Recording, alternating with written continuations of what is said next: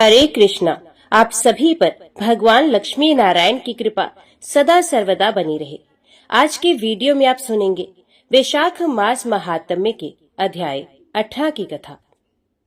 शेष जी कहते हैं, हे ब्राह्मण, बंधे हुए चंवर से सुशोभित वे यज्ञ संबंधी अश्व हजारों योद्धाओं से सुरक्षित होकर भारतवर्ष के अंत में स्थित हेमकुंड पर्वत पर गया, जो चारों ओर से 10,000 योजन लंबा चौड़ा है। उसके सुंदर शिखर सोने चांदी आदि धातुओं के हैं। वहाँ एक विशाल उद्यान है, जो बहुत ही सुंदर और भांति भांति के वृक्षों से सुशोभित है। घोड़ा उसमें प्रवेश कर गया। वहां जाने पर उस अश्व के संबंध में एक सहसा आश्चर्यजनक घटना हुई। उसे बताता हूँ, सुनिए। अकस्मात उसका सारा शरीर अकड़ गया। वे हिल डुल नहीं पाता था। मार्ग में खड़ा खड़ा वे हेमकुंड पर्वत की ही भांति अविचल प्रतीत होने लगा।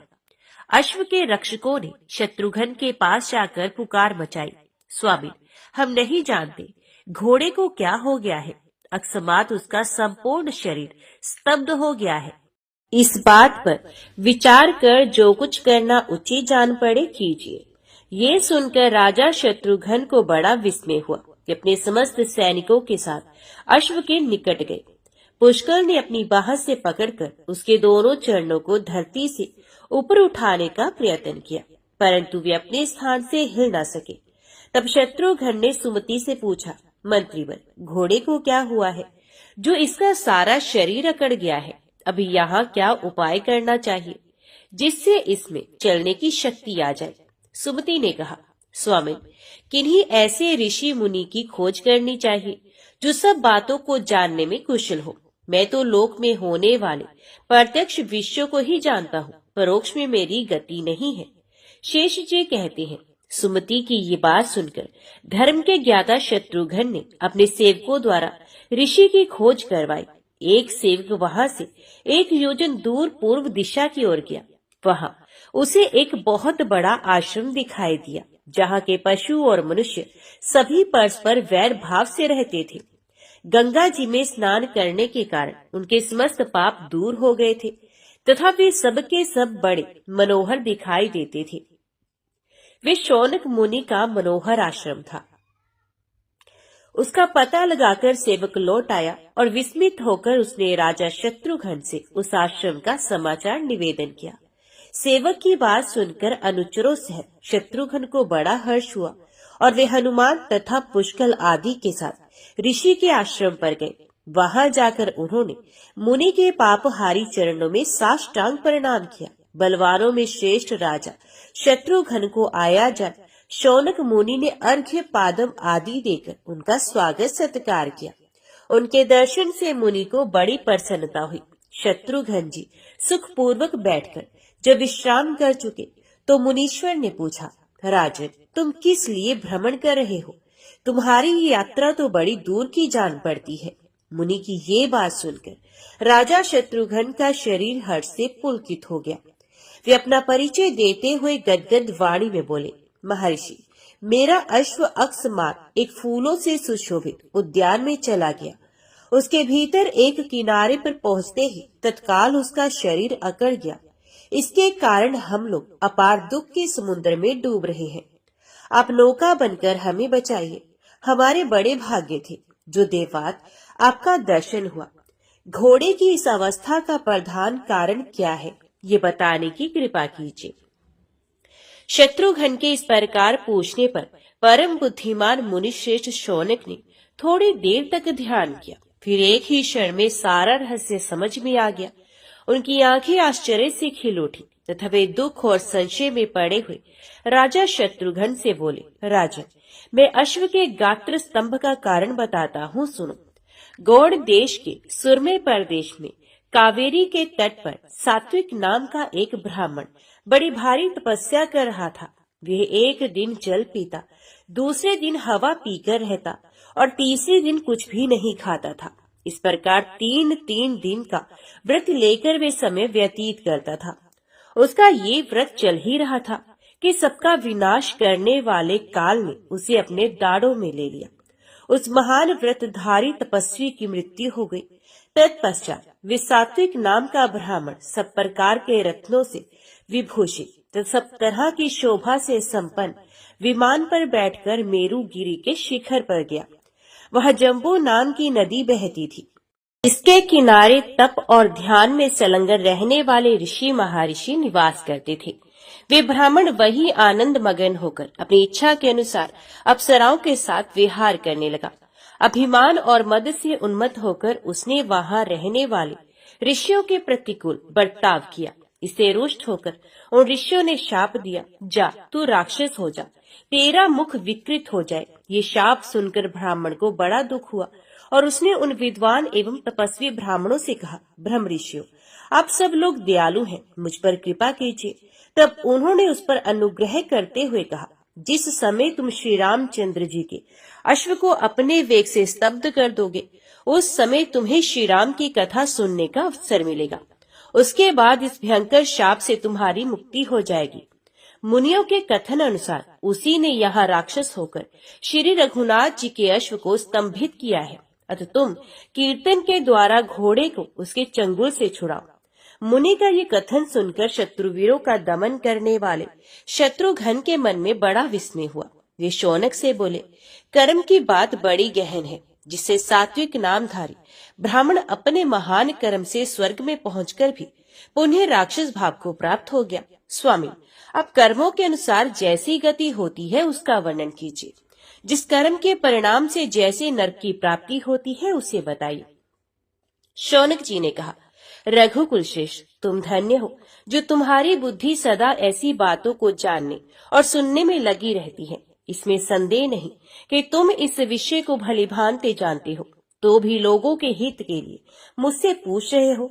महाराज, कर्मों के स्वरूप विचित्र हैं तथा उनकी गति भी नाना प्रकार की है। मैं उसका वर्णन करता हूँ, सुनो। इस विषय का श्रवण करने से मनुष्य को मोक्ष की प्राप्ति हो सकती है। जो दुष्ट बुद्धि वाला पुरुष पराये धन, पराई संतान और पराई स्त्री को भोग बुद्धि से बलात् अपने अधिकार में कर लेता है, उसको महाबली यमदूत काल पाश में बांधकर तामिस्त्र नामक नरक में गिराते हैं और जब तक 1000 वर्ष पूरे नहीं हो जाते तब तक उसी में रखते हैं। यमराज के प्रचंड दूत वहां उस पापी को खूब पीटते हैं। इस प्रकार पाप भोग के द्वारा भली भांति कलेश उठाकर अंत में वे सुअर की योनि में जाता है और उसमें भी वे महान दुख भोगने के पश्चात वे फिर मनुष्य की योनि में जाता है। परंतु वहां भी अपने पूर्व जन्म के कलंक को सूचित करने वाला कोई रोग आदि का चिन्ह धारण किए ही रहता है। जो केवल दूसरे प्राणियों से द्रोह करके ही अपने कुटुंब का पोषण करता है, वे पाप परायण पुरुष अंधता मिश्र नरक में पड़ता है। जो लोग यहाँ दूसरे प्राणियों का वध करते हैं, वे रौरव नरक में गिराए जाते हैं तथा रूरू नामक पक्षी रोष में भरकर उनका शरीर नोचते हैं। जो अपने पेट के लिए दूसरे जीवों का वध करता है, उसे यमराज की आज्ञा से महारौरव नामक नरक में डाला जाता है। जो पापी अपने पिता और ब्राह्मण से द्वेष करता है, वे महान दुख में काल सूत्र नरक में, जिसका विस्तार 10,000 योजन है, वहां पड़ता है। जो गौओं से द्रोह करता है, उसे यमराज के किंकर नरक में डालकर पकाते हैं। वे भी थोड़े समय तक नहीं, गौओं के शरीर में जितने रोए होते हैं उतने ही हजारों वर्षों तक। जो इस पृथ्वी का राजा होकर दंड न देने योग्य पुरुष को दंड देता है तथा लोभवश अन्याय पूर्वक ब्राह्मण को भी शारीरिक दंड देता है, उसे सुअर के समान मुंह वाले दुष्ट यमदूत पीड़ा देते हैं। तत्पश्चात वे शेष पापों से छुटकारा पाने के लिए दुष्ट योनियों में जन्म ग्रहण करता है। जो मनुष्य मोहवश ब्राह्मणों तथा गोओं के थोड़े से भी द्रव्य, धन अथवा जीविका को लेते या लूटते हैं, वे परलोक में जाने पर अंधकूप नामक नरक में गिराए जाते हैं। वहां उनको महान कष्ट भोगना पड़ता है। जो जीव के लिए आतुर हो, लोलुपतावश स्वयं ही मधुर अन्न लेकर खा जाता है, देवताओं तथा सुहृदों को नहीं देता, वे निश्चय ही कृमि भोजन नामक नरक में पड़ता है। जो मनुष्य स्वर्ण आदि का अपहरण अथवा ब्राह्मण के धन की चोरी करता है, वे अत्यंत दुखदायक संदेश नामक नरक में गिरता है। जो मूढ़ बुद्धि वाला पुरुष केवल अपने शरीर का पोषण करता है, दूसरे को नहीं जानता, वे तपाए हुए तेल से पूर्ण अत्यंत भयंकर कुंभीपाक नरक में डाला जाता है। जो पुरुष मोहवश अगम्य स्त्री को भार्या बुद्धि से भोगना चाहता है, उसे यमराज के दूत उसी स्त्री की लोहमयी तपाई हुई प्रतिमा के साथ आलिंगन करवाती हैं। जो अपने बल से उन्मत्त होकर बलपूर्वक वेद की मर्यादा का लोभ करते हैं, वे वैतरणी नदी में डूबकर मांस और रक्त भोजन करती हैं। जो द्विज होकर शूद्र की स्त्री को अपनी भार्या बनाकर उसके साथ गृहस्थी चलाता है, वे निश्चय ही पुयोद नामक नरक में गिरता है। वहां उसे बहुत दुख भोगना पड़ता है। जो धूर्त लोगों को धोखे में डालने के लिए दंभ का आश्रय लेते हैं, वे मूढ़ वैश्य नामक नरक में डाले जाते हैं और वहां उन पर यमराज की मार पड़ती है। जो मूढ़ स्वर्णा समान गोत्र वाली स्त्री की योनि में वीर्यपात करते हैं, उन्हें वीर्य की नहर में डाला जाता है और वे वीर्य पीकर ही रहते हैं। जो लोग चोर, आग लगाने वाले, दुष्ट, जहर देने वाले और गांव को लुटने वाले, वे महापात की जीव सार म्यादान नरक में गिराए जाते हैं। जो पाप राशि का संचय करने वाला पुरुष झूठी गवाही देता है या बलपूर्वक दूसरों का धन छीन लेता है, वे पापी अवीची नामक नरक में नीचे सर करके डाल दिया जाता है। उसमें महान दुख भोगने के पश्चात वे पुण्य अत्यंत पापमय योनि में जन्म लेता है। जो मूढ़ सूरापान करता है, उसे धर्मराज के दूत गरम गरम लोहे का रस पिलाते हैं। जो अपनी विद्या और आचार के घमंड में आकर गुरुजनों का अनादर करता है, वे मनुष्य मृत्यु के पश्चात शार नरक में नीचे मुंह करके गिराया जाता है। जो लोग धर्म से बहिष्कृत होकर विश्वासघात करते हैं, उन्हें अत्यंत यातनापूर्ण शूलप्रोत नरक में डाला जाता है। जो चुगली करके सब लोगों को अपने वचन से उद्गेम में डालता है, वे दंड शूक नामक नरक में पड़कर सर्पों द्वारा डसा जाता है। राजन, इस प्रकार पापियों के लिए अनेकों नरक हैं। पाप करके वे उन्हीं में जाते और अत्यंत भयंकर यातना भोगते हैं। जिन्होंने श्री रामचंद्र जी की कथा नहीं सुनी है तथा दूसरों का उपकार नहीं किया है, उनको नरक के भीतर सब तरह के दुख भोगने ही पड़ते हैं। इस लोक में भी जिसको अधिक सुख प्राप्त है, उसके लिए वे स्वर्ग कहलाता है, तथा जो रोगी और दुखी है, वे नरक में ही है। दान पुण्य में लगे रहने वाले, तीर्थ आदि का सेवन करने, श्री रघुनाथ जी की लीलाओं को सुनने अथवा तपस्या करने से पापों का नाश होता है। हरि कीर्तन रूपी नदी ही मनुष्यों के लिए सब उपायों में श्रेष्ठ है। वे पापियों के सारे पाप पंख को धो डालती है। इस विषय में कोई अन्यथा विचार करने की आवश्यकता नहीं। जो भगवान का अपमान करता है, उसे गंगा भी पवित्र नहीं कर सकती। पवित्र से पवित्र तीर्थ भी उसे पावन बनाने की शक्ति नहीं रखते। जो ज्ञानहीन होने के कारण भगवान के लीला कीर्तन का उपहास करता है, उसको कल्प के अंत तक भी नरक से छुटकारा नहीं मिलता। राजन, अब तुम जाओ और घोड़े को संकट से छुड़ाने के लिए सेवकों सहित भगवान का चरित्र सुनाओ, जिससे अश्व में पुनः चलने फिरने की शक्ति आ जाए। शौनक जी की बात सुनकर शत्रुघ्न को बड़ी प्रसन्नता हुई। वे मुनि को प्रणाम और परिक्रमा करके सेवकों सहित चले गए। वहां जाकर हनुमान जी ने घोड़े के पास श्री रघुनाथ जी के चरित्र का वर्णन किया, जो बड़ी से बड़ी दुर्गति का नाश करने वाला है। अंत में उन्होंने कहा, देव, आप श्री रामचंद्र जी के कीर्तन के पुण्य से अपने विमान पर सवार होइए और स्वेच्छा अनुसार अपने लोक में विचरण कीजिए। इस कुत्सित योनि से अब आपका छुटकारा हो जाए। ये वाक्य सुनकर देवता ने कहा, राजन, मैं श्री रामचंद्र जी का कीर्तन सुनने से पवित्र हो गया। महामते, अब मैं अपने लोक को जा रहा हूँ, आप मुझे आज्ञा दीजिए। ये कहकर देवता विमान पर बैठे हुए स्वर्ग चले गए।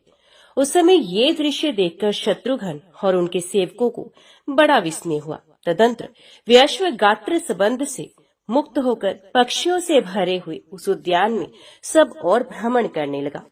उस श्रेष्ठ अश्व को अनेकों राजाओं से भरे हुए भारतवर्ष में लीला पूर्वक भ्रमण करते 7 महीने व्यतीत हो गए। उसने हिमालय के निकट बहुत से देशों में विचरण किया, किंतु श्री रामचंद्र जी के बल का स्मरण करके कोई उसे पकड़ न सका। अंग बंग और कलिंग देश के राजाओं ने तो उस अश्व का भली भांति स्तवन किया। वहां से आगे बढ़ने पर वे राजा सुर्थ के मनोहर नगर में पहुंचा, जो अदिति का कुंडल गिरने के कारण कुंडल के ही नाम से प्रसिद्ध था। वहाँ के लोग कभी धर्म का उल्लंघन नहीं करते थे। वहाँ की जनता प्रतिदिन प्रेम पूर्वक श्री रामचंद्र जी का स्मरण किया करती थी। उस नगर के मनुष्य नित्य प्रति अश्वत्थ और तुलसी की पूजा करते थे। वे सबके सब श्री रघुनाथ जी के सेवक थे, पाप से कोसों दूर रहते थे।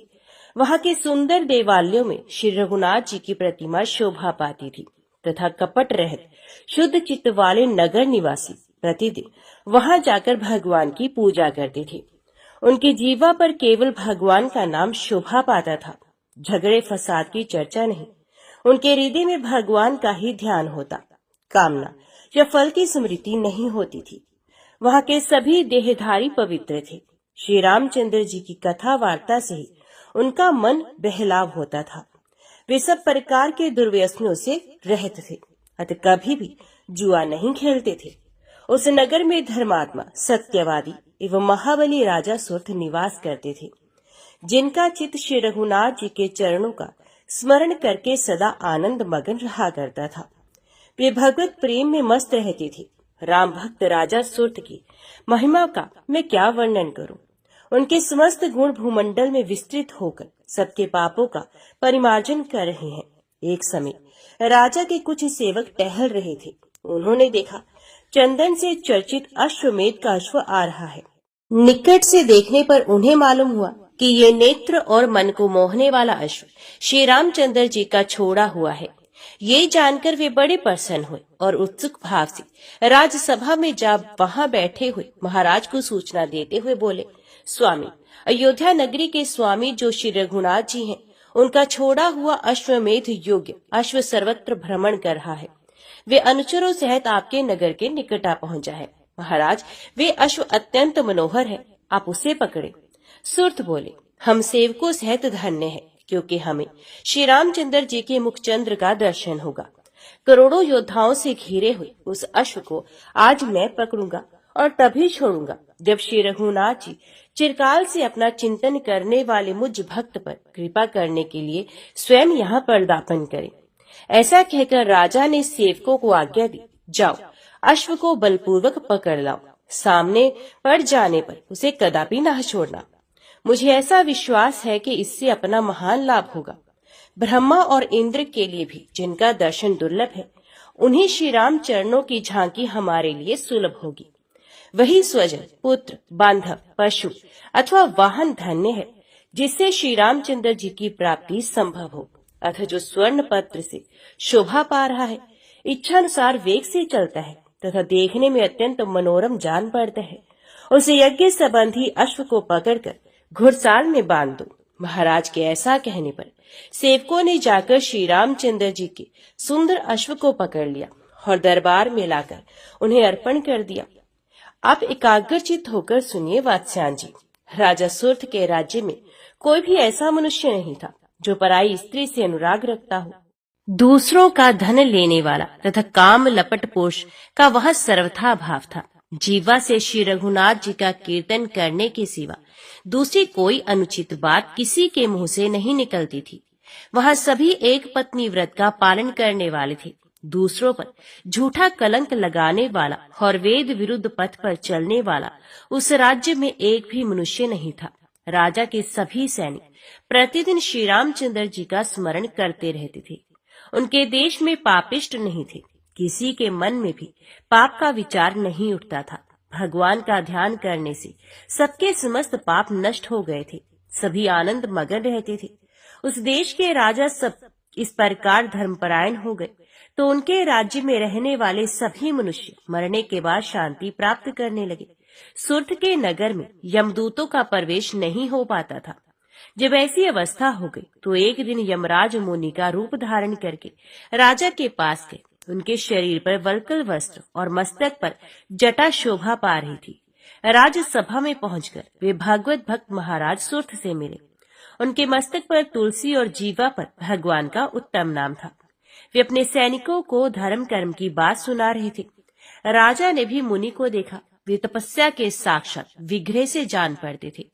उन्होंने मुनि के चरणों में प्रणाम करके उन्हें अर्घ्य पादम आदि निवेदन किया तत्पश्चात जब वे सुखपूर्वक आसन पर विराजमान हो विश्राम कर चुके, तब राजाओं में अग्र गण्य सूर्थ ने उनसे कहा, मुनिवर, आज मेरा जीवन धन्य है, आज मेरा घर धन्य हो गया।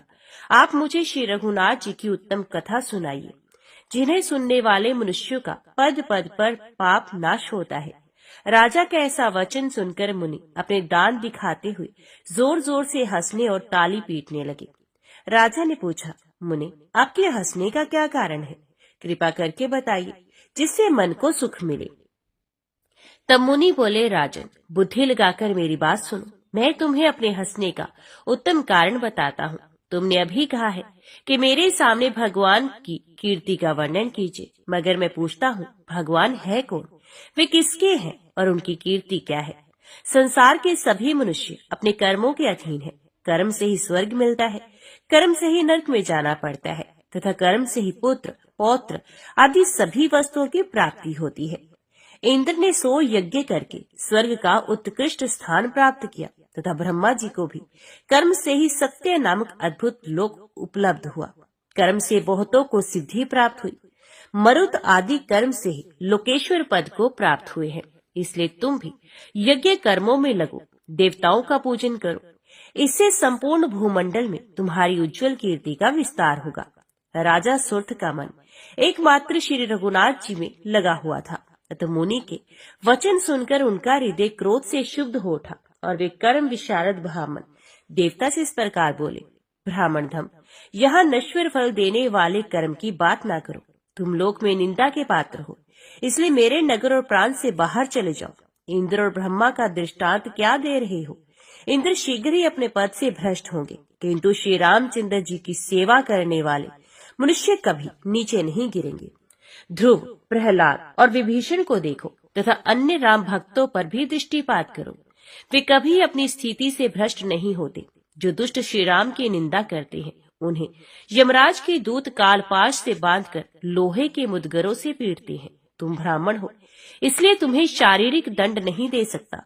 मेरे सामने से जाओ, चले जाओ, नहीं तो तुम्हारी ताड़ना करूंगा। महाराज सुर्थ के ऐसा कहने पर उनके सेवक मुनि को हाथ से पकड़कर निकाल देने को उद्यत हुए। तब यमराज ने अपना विश्व वंदित रूप धारण करके राजा से कहा, श्री राम भक्त, मैं तुम पर बहुत प्रसन्न हूँ। तुम्हारी जो इच्छा हो वर मांगो। सुव्रत, मैंने बहुत सी बातें बनाकर तुम्हें प्रलोभन में डालने का प्रयत्न किया, किंतु तुम श्री रामचंद्र जी की सेवा से विचलित नहीं हुए। क्यों ना हो, तुमने साधु पुरुषों का सेवन, महात्माओं का सत्संग किया है। यमराज को संतुष्ट देखकर राजा सुर्थ ने कहा, धर्मराज, यदि आप मुझ पर प्रसन्न हैं, तो ये उत्तम वर प्रदान कीजिए। जब तक मुझे श्री राम न मिले, तब तक मेरी मृत्यु न हो, आपसे मुझे कभी भय न हो। तब यमराज ने कहा, राजन, तुम्हारा ये कार्य सिद्ध होगा।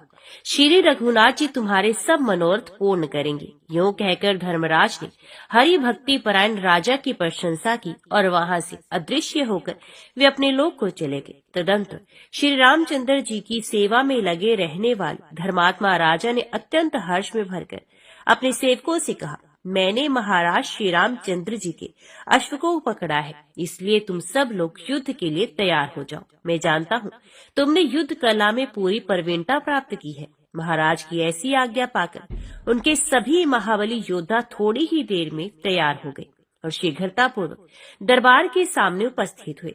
राजा के 10 वीर पुत्र थे, जिनके नाम थे चंपक, मोहक, रिपुंजय, दुर्वार, प्रतापी, बलमोदक, हर्षव, सहदेव, भूरिदेव तथा असुतापन।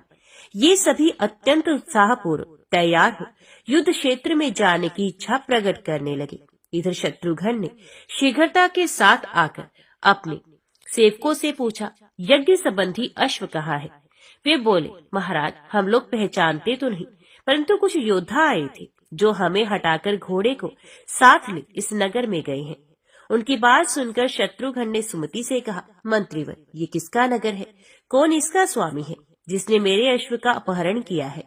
मंत्री बोले, राजन, ये मनोहर नगर कुंडलपुर के नाम से प्रसिद्ध है। इसमें महाबली धर्मात्मा राजा सुर्थ निवास करते हैं। वे सदा धर्म में लगे रहते हैं। श्री रामचंद्र जी के युगल चरणों के उपासक हैं। श्री हनुमान जी की भांति ये भी मन, वाणी और क्रिया द्वारा भगवान की सेवा में ही तत्पर रहते हैं।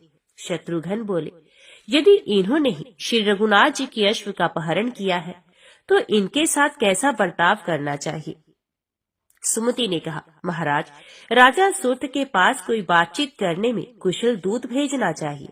ये सुनकर शत्रुघ्न ने अंगद से विनय युक्त वचन कहा, बाली कुमार, यहाँ से पास ही जो राजा सूत का विशाल नगर है, वहाँ दूत बनकर जाओ और राजा से कहो कि आपने जानकर या अनजाने में यदि श्री रामचंद्र जी के अश्व को पकड़ लिया हो तो उसे लौटा दे, अथवा वीरों से भरे हुए युद्ध क्षेत्र में पधारे।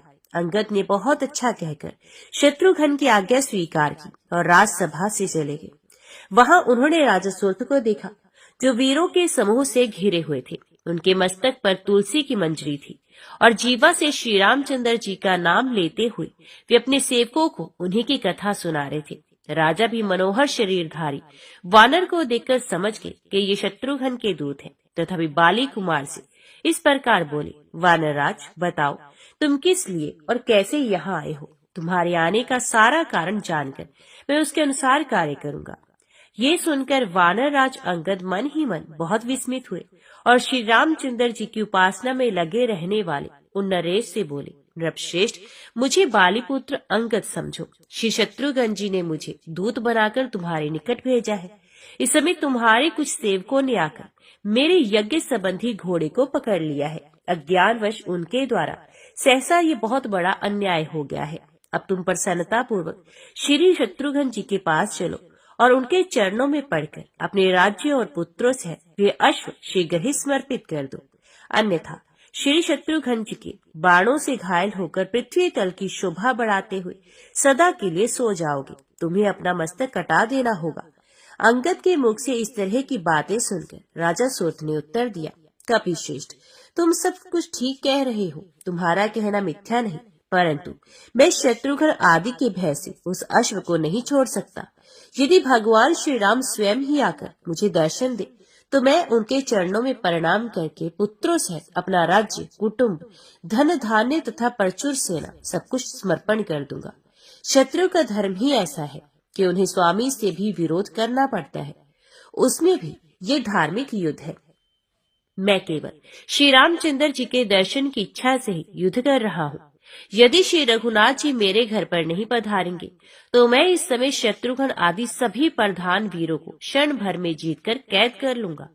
अंगद ने कहा, राजन, जिन्होंने मंधाता के शत्रु लवण नामक दैत्य को खेल में ही मार डाला था, जिनके द्वारा संग्राम में कितने ही बलवान वैरी परास्त हुए हैं, तथा जिन्होंने इच्छानुसार चलने वाले विमान पर बैठे हुए विंदनवाली नामक राक्षस का वध किया है, उन्हीं वीर शिरोमणि शत्रुघ्न को तुम कैद करोगे? मुझे तो ऐसा जान पड़ता है तुम्हारी बुद्धि मारी गई है। श्रेष्ठ अस्त्रों का ज्ञाता महाबली पुष्कर, जिसने युद्ध में रुद्र के प्रधानगण वीरभद्र के शक्के छुड़ा दिए थे, श्री शत्रुघ्न का भतीजा है। श्री रघुनाथ जी के चरण कमलों का चिंतन करने वाले हनुमान जी भी सदा उनके निकट ही रहते हैं। तुमने हनुमान जी के अनेकों पराक्रम सुने होंगे। उन्होंने त्रिकुट पर्वत से समूची लंकापुरी को क्षण भर में फूंक डाला और दुष्ट बुद्धि वाले राक्षस राज रावण के पुत्र अक्ष कुमार को मौत के घाट उतार दिया। अपने सैनिकों की जीवन रक्षा के लिए वे देवताओं सहित द्रोण पर्वत को अपनी पूंछ के अग्रभाग में लपेटकर कई बार लाए हैं। हनुमान जी का चरित्र बल कैसा है, इस बात को श्री रघुनाथ जी ही जानते हैं। इसलिए अपने प्रिय सेवक इन पवन कुमार को वे मन से भी तनिक भी नहीं विसारते। वानरराज सुग्रीव आदि वीर जो सारी पृथ्वी को ग्रस लेने की शक्ति रखते हैं, राजा शत्रुघ्न को रुख जोहते हुए उनकी सेवा करते हैं। कुशध्वज, नील रत्न, महान अस्त्रवेता, रिपुता, प्रतापगढ़, सुबाहु, विमल, सुमन और श्री राम भक्त सत्यवादी राजा वीरमणि, ये तथा अन्य भूपाल श्री शत्रुघ्न की सेवा में लगे रहते हैं। इन वीरों के समुद्र में एक मच्छर के समान तुम्हारी क्या हस्ती है। इन बातों को भलीभांति समझ कर चलो। शत्रुघ्न जी बड़े दयालु हैं। उन्हें पुत्रों सहित अश्व समर्पित करके तुम कमल नैन श्री रामचंद्र जी के पास जाना, वहीं उनका दर्शन करके अपने शरीर और जन्म दोनों को सफल बना सकते हो। इस प्रकार अनेक तरह की बातें करते हुए दूत से राजा ने कहा, यदि मैं मन, वाणी और क्रिया द्वारा श्री राम का ही भजन करता हूँ तो वे मुझे शीघ्र दर्शन देंगे, अन्यथा श्री राम भक्त हनुमान आदि वीर मुझे बलपूर्वक बांध ले और घोड़े को छीन ले जाए। दूत तुम जाओ, राजा शत्रुघ्न से मेरी कही हुई बातें सुना दो। अच्छे अच्छे योद्धा तैयार हो, मैं अभी युद्ध के लिए चलता हूँ। ये सुनकर वीर अंगद मुस्कुराते हुए वहां से चले गए। वहां पहुंचकर राजा सुर्थ की कही हुई सारी बातें उन्हें ज्यों की त्यों कह सुनाई।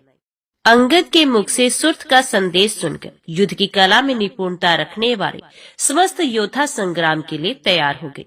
सभी वीर उत्साह से भरे थे, सबके सब रण कर्म में कुशल थे। वे नाना प्रकार के स्वरों में ऐसी गर्जनाएं कर रहे थे जिन्हें सुनकर कायरों को भी भय होता था। इसी समय राजा सुर्थ अपने पुत्रों और सैनिकों के साथ युद्ध क्षेत्र में आए। जैसे समुद्र परले काल में पृथ्वी को जल से अपलावित कर देता है, उसी प्रकार वे हाथी, रथ, घोड़े और पैदल योद्धाओं को साथ ले सारी पृथ्वी को आच्छादित करते हुए दिखाई दिए। उनकी सेना में शंखनाद और विजय गर्जना का कोलाहल छा रहा था। इस प्रकार राजा सुर्थ को युद्ध के लिए उदित देख शत्रुघ्न ने सुमति से कहा, महामते, ये राजा अपनी विशाल सेना से घिरकर आ पहुंचे। अब हम लोगों का जो कर्तव्य हो उसे बताओ। सुमति ने कहा, अब यहाँ सब प्रकार के अस्त्र शस्त्रों का ज्ञान रखने वाले पुष्कल आदि युद्ध विशारद वीरों को अधिक संख्या में उपस्थित होकर शत्रुओं से लोहा लेना चाहिए। वायु नंदन हनुमान जी महान शौर्य से संपन्न है, अतः यही राजा सुर्थ के साथ युद्ध करे। प्रधानमंत्री सुमति इस प्रकार की बातें बता ही रहे थे कि सुर्थ ने उदित राजकुमार रणभूमि में पहुंचकर अपनी धनुष की टंकार करने लगे। उन्हें देखकर पुष्कल आदि महाबली योद्धा धनुष लिए अपने अपने रथों पर बैठकर आगे बढ़े। उत्तम अस्त्रों के ज्ञाता वीर पुष्कल चंपक के साथ भिड़ गए और महावीर जी से सुरक्षित होकर द्वेवरथ युद्ध की रीति से लड़ने लगे। जनक कुमार लक्ष्मी निधि ने कुश ध्वज को साथ लेकर मोहक का सामना किया। रिपुंजे के साथ विमुल, दुर्वार के साथ सुबाहु, प्रतापी के साथ प्रतापगुर्य, बलमोद से अंगद, हर्ष से नीलरतन, सहदेव से सत्यवान, भूरी देव से महाबली राजा वीरमणि और असुताप के साथ उग्राशिव युद्ध करने लगे। ये सभी युद्ध कर्म में कुशल, सब प्रकार के अस्त्र शस्त्रों में परवीन तथा बुद्धि विशारद थे। अतः सबने घोर द्वंद्व युद्ध किया। वात्स्यायन जी, इस प्रकार घमासान युद्ध छिड़ जाने पर सुर्थ के पुत्रों द्वारा शत्रुघ्न की सेना का भारी संहार हुआ। युद्ध आरंभ होने के पहले पुष्कल ने चंपक से कहा, राजकुमार, तुम्हारा क्या नाम है? तुम धन्य हो जो मेरे साथ युद्ध करने के लिए आ पहुंचे। चंपक ने कहा, वीरवर, यहाँ नाम और कुल से युद्ध नहीं होगा, तथापि मैं तुम्हें अपने नाम और पल का परिचय देता हूँ। श्री रघुनाथ जी ही मेरी माता तथा मेरे ही पिता है। श्री राम ही मेरे बंधु और श्री राम ही मेरे स्वजन है। मेरा नाम रामदास है। मैं सदा श्री रामचंद्र जी की सेवा में रहता हूँ। भक्तों पर कृपा करने वाले श्री रामचंद्र जी ही मुझे इस युद्ध से पार लगाएंगे। अब लौकिक दृष्टि से अपना परिचय देता हूँ। मैं राजा सुर्थ का पुत्र हूँ। मेरी माता का नाम वीरवती है। अपने नाम का उच्चारण निश्चित है, इसलिए मैं उसे संकेत से बता रहा हूँ। मेरे नाम का एक वृक्ष होता है जो वसंत ऋतु में खिलकर अपने आसपास के सभी प्रदेशों को शोभा संपन्न बना देता है। यद्यपि उसका पुष्प रस का भंडार होता है, तथापि मधु से मोहित भ्रमर उसका परित्याग कर देते हैं, उससे दूर ही रहते हैं। वे फूल जिस नाम से पुकारा जाता है, उसे ही मेरा भी मनोहर नाम समझो। अच्छा, अब तुम इस संग्राम में अपने बाणों द्वारा युद्ध करो। मुझे कोई भी जीत नहीं सकता। मैं अभी अपना अद्भुत पराक्रम दिखाता हूँ। चंपक की बात सुनकर पुष्कल चकित संतुष्ट हो गया। अभी उसके ऊपर करोड़ों बाणों की वर्षा करने लगे। तब चंपक ने भी कुपित होकर अपने धनुष पर प्रत्यंचा चढ़ाई और शत्रु समुदाय को विदीर्ण करने वाले तीखे बाणों को छोड़ना आरंभ किया, किंतु महावीर पुष्कल ने उसके उन बाणों को काट डाला। ये देख चंपक ने पुष्कल की छाती में प्रहार करने के लिए 100 बाणों का संधान किया, किंतु पुष्कल ने तुरंत ही उनके भी टुकड़े टुकड़े कर डाले तथा अत्यंत कोप में भरकर बाणों की बौछार आरंभ कर दी। बाणों की वे वर्षा अपने ऊपर आती देख चंपक ने साधु साधु कहकर पुष्कल की प्रशंसा करते हुए उन्हें अच्छी तरह घायल किया। पुष्कल सब शस्त्रों के ज्ञाता थे। उन्होंने चंपक को महापराक्रमी जानकर अपने धनुष पर ब्रह्मास्त्र का प्रयोग किया। उधर चंपक भी कुछ कम नहीं था। उसने भी सब प्रकार के अस्त्र शस्त्रों की विद्वता प्राप्त की थी। पुष्कल के छोड़े हुए अस्त्र को देखकर उसे शांत करने के लिए उसने भी ब्रह्मास्त्र का ही प्रयोग किया। दोनों अस्त्रों के तेज जब प्रकाशित हुए, एकत्रित हुए, तो लोगों ने समझा अब परलय हो जाएगा। किंतु जब शत्रु का अस्त्र अपने अस्त्र से मिलकर एक हो गया तो चंपक ने पुनः उसे शांत कर दिया। चंपक का वे अद्भुत कर्म देखकर पुष्कल ने खड़ा रहे कहते हुए उस पर असंख्य बाणों का प्रहार किया। किंतु महामना चंपक ने पुष्कल के छोड़े हुए बाणों की परवाह न करके उनके प्रति भयंकर बाण रामस्त्र का प्रयोग किया। पुष्कल उसे काटने का विचार कर ही रहे थे कि उस बाण ने आकर उन्हें बांध लिया। इस प्रकार वीरवर चंपक ने पुष्कल को बांधकर अपने रथ पर बिठा लिया। उनके बांधे जाने पर सेना में महान हाहाकार मचा। समस्त योद्धा भागकर शत्रुघ्न के पास चले गए। उन्हें भागते देख शत्रुघ्न ने हनुमान जी से पूछा, मेरी सेना तो बहुत तेरे वीरों से अलंकृत है, फिर किस वीर ने उसे भगाया है? तब हनुमान जी ने कहा, राजन, शत्रु वीरों का दमन करने वाला वीरवर चंपक पुष्कल को बांधकर लिए जा रहा है। उनकी ऐसी बात सुनकर शत्रुघ्न क्रोध से जल उठे और पवन कुमार से बोले, आप शीघ्र ही पुष्कल को राजकुमार के बंधन से छुड़ाइए। ये सुनकर हनुमान जी ने कहा, बहुत अच्छा। फिर वे पुष्कल को चंपक की कैद से मुक्त करने के लिए चल दिए। हनुमान जी को उन्हें छुड़ाने के लिए आते देख चंपक को बड़ा क्रोध हुआ और उसने उनके ऊपर सैकड़ों हजारों बाणों का प्रहार किया, परंतु उन्होंने शत्रु के छोड़े हुए समस्त सायकों को चूर्ण कर दिया और एक शाल हाथ में लेकर राजकुमार पर दे मारा। चंपक भी बड़ा बलवान था। उसने हनुमान जी के चलाए हुए शाल को तिल तिल करके काट डाला। तब हनुमान जी ने उसके ऊपर बहुत सी शिलाएं फेंकी, परंतु उन सबको भी उसने क्षण भर में चूर्ण कर दिया। ये देख हनुमान जी के हृदय में बहुत क्रोध हुआ। वे बहुत सोचकर कि ये राजकुमार बहुत पराक्रमी है, उसके पास आए और उसे हाथ से पकड़कर आकाश में उड़ गए। अब चंपक आकाश में ही खड़ा होकर हनुमान जी से युद्ध करने लगा। उसने बाहु युद्ध करके कपि श्रेष्ठ हनुमान जी को बहुत चोट पहुंचाई। उसका बल देखकर हनुमान जी ने हंसते हंसते उन्हें उसका एक पैर पकड़ लिया और उसे 100 बार घुमाकर हाथी के होदे पर पटक दिया। वहां से धरती पर गिरकर वे बलवान राजकुमार मूर्छित हो गया। उस समय चंपक के अनुगामी सैनिक हाहाकार करके चीख उठे और हनुमान जी ने चंपक के पास में बंधे हुए पुष्कल को छुड़ा लिया। चंपक को पृथ्वी पर पड़ा देख बलवान राजा सुरथ पुत्र के दुख से व्याकुल हो गए और रथ पर सवार हो हनुमान जी के पास गए। वहां पहुंचकर उन्होंने कहा, कपिश्रेष्ठ, तुम धन्य हो। तुम्हारा बल और पराक्रम महान है, जिसके द्वारा राक्षसों की पूरी लंका में तुमने श्री रघुनाथ जी के बड़े बड़े कार्य सिद्ध किए हैं। निस्संदेह तुम श्री रामचंद्र जी के चरणों के सेवक और भक्त हो। तुम्हारी वीरता के लिए क्या कहना है। तुमने मेरे बलवान पुत्र चंपक को रणभूमि में गिरा दिया है। कपीश्वर, अब तुम सावधान हो जाओ। मैं इस समय तुम्हें बांधकर अपने नगर में ले जाऊंगा। मैं बिल्कुल सत्य कह रहा हूँ। हनुमान जी ने कहा, राजन, तुम श्री रघुनाथ जी के चरणों का चिंतन करने वाले हो और मैं भी उन्हीं का सेवक हूँ। यदि मुझे बांध लोगे तो मेरे प्रभु बलपूर्वक तुम्हारे हाथ से छुटकारा दिलाएंगे। वीर, तुम्हारे मन में जो बात है उसे पूर्ण करो, अपनी प्रतिज्ञा सत्य करो। वेद कहते हैं, जो श्री रामचंद्र जी का स्मरण करता है उसे कभी दुख नहीं होता। उनके ऐसा कहने पर राजा सुरथ ने पवन कुमार की बड़ी प्रशंसा की और स्थान पर चढ़ाकर तेज किए हुए भयंकर बाणों द्वारा उन्हें अच्छी तरह घायल किया। वे बाण हनुमान जी के शरीर से रक्त निकाल रहे थे, तो भी उन्होंने उनकी परवाह न की और राजा के धनुष को अपने दोनों हाथों से पकड़कर तोड़ डाला। हनुमान जी के द्वारा अपने धनुष को प्रत्यंचा से टूटा हुआ देख राजा ने दूसरा धनुष हाथ में लिया, किंतु पवन कुमार ने उसे भी छीनकर क्रोध पूर्वक तोड़ डाला। इस प्रकार उन्होंने राजा के 80 धनुष खंडित कर दिए तथा क्षण क्षण पर महान रोष में भरकर वे बारंबार गर्जना करते थे। तब राजा के क्रोध की सीमा न रही।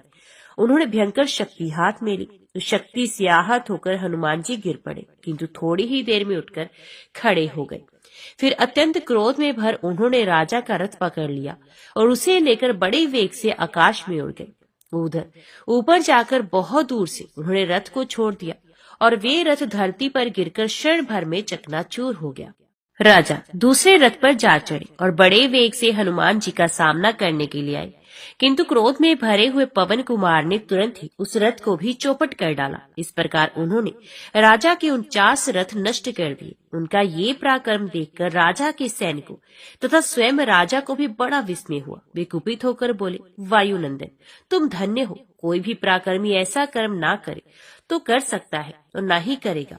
अब तुम एक क्षण के लिए ठहर जाओ, जब तक कि मैं अपने धनुष पर परतंचा चढ़ा रहा हूँ। तुम वायु देवता के सुपुत्र श्री रघुनाथ जी के चरण कमलों के चंद्रशेख हो, अतः मेरी बात मान लो।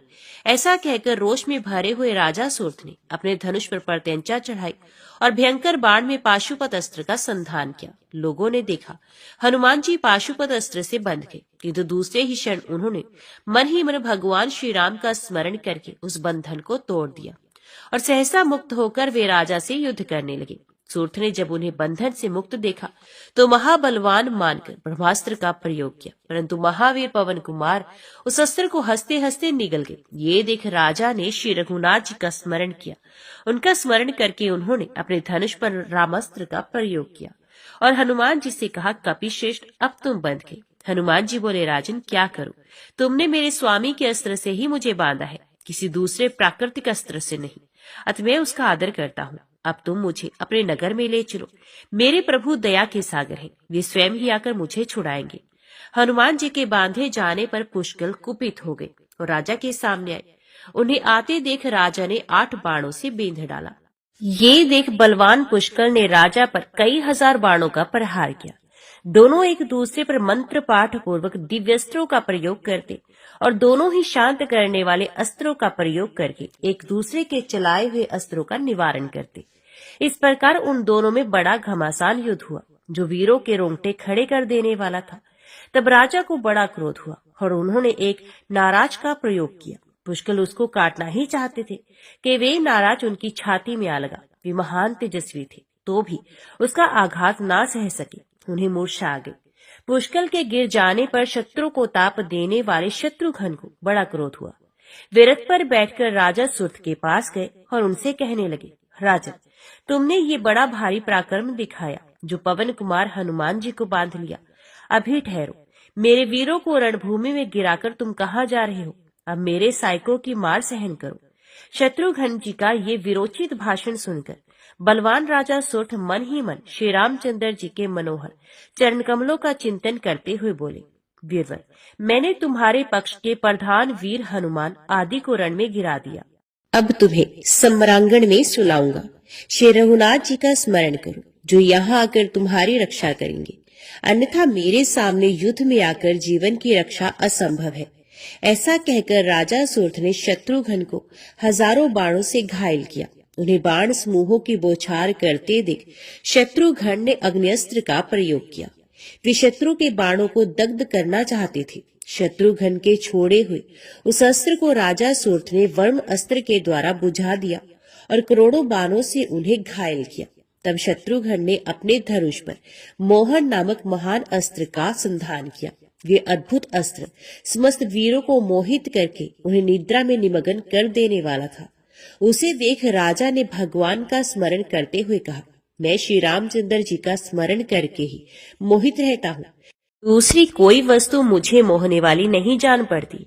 माया भी मुझसे भय खाती है। वीर राजा के ऐसा कहने पर भी शत्रुघ्न ने वे महान अस्त्र उनके ऊपर छोड़ ही दिया, किंतु राजा सूर्थ के बाण से कटकर वे रणभूमि में गिर पड़ा। तदनंतर सूर्थ ने अपने धनुष पर एक प्रज्वलित बाण चढ़ाया और शत्रुघ्न को लक्ष्य करके छोड़ दिया। शत्रुघ्न ने अपने पास पहुंचने से पहले उसे मार्ग में ही काट दिया, तो भी उसका फल वाला अग्रिम भाग उनकी छाती में धंस गया। उस बाण के आघात से मूर्छित होकर शत्रुघ्न रथ पर गिर पड़े। फिर तो सारी सेना हाहाकार करती हुई भाग चली। संग्राम में राम भक्त सूर्थ की विजय हुई। उनके 10 पुत्रों ने भी अपने साथ लड़ने वाले 10 वीरों को मूर्छित कर दिया था। वे रणभूमि में ही कहीं पड़े हुए थे। तदनंतर सुग्रीव ने जब देखा कि सारी सेना भाग गई और स्वामी भी मूर्छित होकर पड़े हैं, तो वे स्वयं ही राजा सूर्थ से युद्ध करने के लिए गए और बोले, राजा, तुम हमारे पक्ष के सब लोगों को मूर्छित करके कहाँ चले जा रहे हो? आओ और शीघ्र ही मेरे साथ युद्ध करो। यूं कहकर उन्होंने डालियों सहित एक विशाल वृक्ष उखाड़ लिया और उसे बलपूर्वक राजा के मस्तक पर दे मारा। उसकी चोट खाकर महाबली नरेश ने एक बार सुग्रीव की ओर देखा और फिर अपने धनुष पर तीखे बाणों का संधान करके अत्यंत बल तथा पौरुष का परिचय देते हुए रोष में भरकर उनकी छाती में प्रहार किया, किंतु सुग्रीव ने हंसते हंसते उनके चलाए हुए सभी बाणों को नष्ट कर दिया। इसके बाद वे राजा सुर्थ को अपने नखों से विदीर्ण करते हुए पर्वतों, शिखरों, वृक्षों तथा हाथियों को फेंक फेंक कर उन्हें चोट पहुंचाने लगे। तब सुर्थ ने अपने भयंकर रामस्त्र से सुग्रीव को भी तुरंत ही बांध लिया। बंधन में पड़ जाने पर कपीराज सुग्रीव को ये विश्वास हो गया कि राजा सुर्थ वास्तव में श्री रामचंद्र जी के सच्चे सेवक हैं। इस प्रकार महाराजा सुर्थ ने विजय प्राप्त की। शत्रु पक्ष के सभी प्रधान वीरों को रथ पर बिठाकर अपने नगर में ले गए। वहां जाकर वे राजसभा में बैठे और बंधे हुए हनुमान जी से बोले, पवन कुमार, अब तुम भक्तों की रक्षा करने वाले परम दयालु श्री रघुनाथ जी का स्मरण करो, जिससे संतुष्ट होकर वे तुम्हें तत्काल इस बंधन से मुक्त कर दे। उनका कथन सुनकर हनुमान जी ने अपने सहित समस्त वीरों को बंधा देख रघुकुल में अवतीर्ण कमल के समान नेत्रों वाले परम दयालु सीतापति श्री रामचंद्र जी का संपूर्ण इंद्रियों से स्मरण किया। वे मन ही मन कहने लगे, हाय नाथ, हे पुरुषोत्तम, हे दयालु सीतापति, आप कहाँ हैं? मेरी दशा पर दृष्टिपात करें। प्रभु, आपका मुख स्वभाव से ही शोभा संपन्न है, उस पर भी सुंदर कुंडलों के कारण तो उसकी सुषमा और भी बढ़ गई है। अब भक्तों की पीड़ा का नाश करने वाले हैं, मनोहर रूप धारण करते हैं। मुझे इस बंधन से शीघ्र मुक्त कीजिए, देर न लगाइए। आपने गजराज आदि भक्तों को संकट से बचाया है, दानव वंश रूपी अग्नि की ज्वाला में जलते हुए देवताओं की रक्षा की है तथा दानवों को मारकर उनकी पत्नियों के मस्तक की केश राशि को भी बंधन से मुक्त किया है। करुणानिधि, अब मेरी भी सुध लीजिए। नाथ, बड़े बड़े सम्राट भी आपके चरणों का पूजन करते हैं। इस समय आप यज्ञ कर्म में लगे हुए हैं, मुनियों के साथ धर्म का विचार कर रहे हैं, और यहाँ मैं सुर्त के द्वारा गाढ़ बंधन में बांधा गया हूँ। महापुरुष, हे देव, शीघ्र आके मुझे छुटकारा दीजिए। प्रभु, संपूर्ण देवेश्वर भी आपके चरण कमलों की अर्चना करते हैं। यदि इतने स्मरण के बाद भी आप हम लोगों को इस बंधन से मुक्त नहीं करेंगे तो संसार खुश होकर आपकी हंसी उड़ाएगा। इसलिए अब आप विलंब न कीजिए, हमें शीघ्र छुड़ाइए। जगत के स्वामी कृपा निधान श्री रघुवीर जी ने हनुमान जी की प्रार्थना सुनी और अपने भक्तों को बंधन से मुक्त करने के लिए वे तीव्रगामी पुष्पक विमान पर चढ़कर तुरंत चल दिए। हनुमान जी ने देखा भगवान आ गए, उनके पीछे लक्ष्मण और भरत हैं तथा साथ में मुनियों का समुदाय शोभा पा रहा है। अपने स्वामी को आया देख हनुमान जी ने सुर्त से कहा, राजन देखो, भगवान दया करके अपने भक्तों को छुड़ाने के लिए आ गए। पूर्व काल में जिस प्रकार इन्होंने स्मरण करने मात्र से पहुंचकर अनेक भक्तों को संकट से मुक्त किया है, उसी प्रकार आज बंधन में पड़े हुए मुझको भी छुड़ाने के लिए मेरे प्रभु आ पहुंचे हैं। श्री रामचंद्र जी एक ही क्षण में यहाँ पहुंचे। ये देखकर राजा सुर्त प्रेम मगन हो गए और उन्होंने भगवान को सैकड़ों बार प्रणाम किया। श्री राम ने भी चतुर्भुज रूप धारण कर अपने भक्त सुर्त को भुजाओं में कसकर छाती से लगा लिया और आनंद के आंसुओं से उनका मस्तक भिगोते हुए कहा, राजन तुम धन्य हो, आज तुमने बड़ा भारी पराक्रम कर दिखाया। कपिराज हनुमान सबसे बढ़कर बलवान है, किंतु इनको भी तुमने बांध लिया। ये कहकर श्री रघुनाथ जी ने वानर श्रेष्ठ हनुमान जी को बंधन से मुक्त किया तथा जितने योद्धा मूर्छित पड़े थे उन सब पर अपनी दया दृष्टि डालकर उन्हें जीवित कर दिया। असुरों का विनाश करने वाले श्री राम की दृष्टि पड़ते ही वे सब मूर्छा त्याग कर उठकर खड़े हो गए और मनोहर रूपधारी श्री रघुनाथ जी की झांकी करके उनके चरणों में पड़ गए। भगवान ने उनसे कुशल पूछी तो वे सुखी होकर बोले, भगवान आपकी कृपा से सब कुशल है। राजा सुर्थ ने सेवक पर कृपा करने के लिए आए हुए श्री रामचंद्र जी का दर्शन करके उन्हें प्रसन्नता पूर्वक अपना सारा राज्य समर्पित कर दिया और कहा, रघुनंदन मैंने आपके साथ अन्याय किया है, उसे क्षमा कीजिए। श्री राम बोले, राजन शत्रु का ये धर्म ही है, उन्हें स्वामी के साथ भी युद्ध करना पड़ता है। तुमने संग्राम में समस्त वीरों को संतुष्ट करके बड़ा उत्तम कार्य किया। भगवान के ऐसा कहने पर राजा सुर्थ ने अपने पुत्रों के साथ उनका पूजन किया। तदंतर श्री रामचंद्र जी 3 दिन तक वहीं रहे। चौथे दिन राजा की अनुमति लेकर वे इच्छानुसार चलने वाले पुष्पक विमान द्वारा वहां से चले गए। उनका दर्शन करके सबको बड़ा विस्मय हुआ और सब लोग उनकी मनोहारिणी कथाएं कहने और सुनने लगे। इसके बाद महाबली राजा सुर्थ ने चंपक को अपने नगर के राज्य पर स्थापित कर दिया और स्वयं शत्रुघ्न के साथ जाने का विचार किया। शत्रुघ्न ने अपना अश्व पाकर भेरी बजवाई तथा सब और नाना प्रकार के शंखों की ध्वनि करवाई। तत्पश्चात उन्होंने यज्ञ संबंधी अश्व को आगे जाने के लिए छोड़ा और स्वयं राजा सुर्थ के साथ अनेकों देशों में भ्रमण करते रहे, किंतु कहीं किसी भी बलवान ने घोड़े को नहीं पकड़ा। ओम नमो भगवते वासुदेवाय नमः।